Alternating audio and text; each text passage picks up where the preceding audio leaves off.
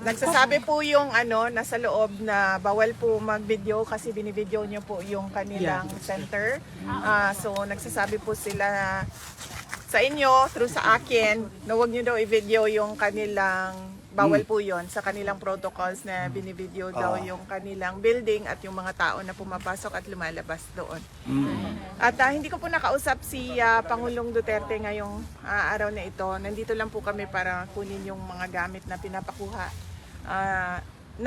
na hiningi namin na kunin kasi hindi na siya mapasok doon sa loob ng kwarto ni Pangulong Duterte. Kaya binalik nila sa amin yung mga gamit para mag-inventaryo at itago para kay Pangulong Duterte. Okay naman siya? Opo.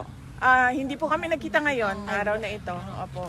Nandito lang kami para kunin yung gamit po ni Pangulo Nagkukuha sila Duterte. ngayon, magparad.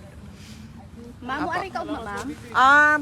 Yes, ma'am. Ay, very good. Hindi ko lang alam kung anong oras yung schedule, pero Kita-kita na tawag ma'am. mag-anhi ko din pero dili lang ko kibalo kung unsang Sa oras. orasan, Depende lang sa. Noted ma'am. Okay, salamat. Thank you. May sinasabi lang po si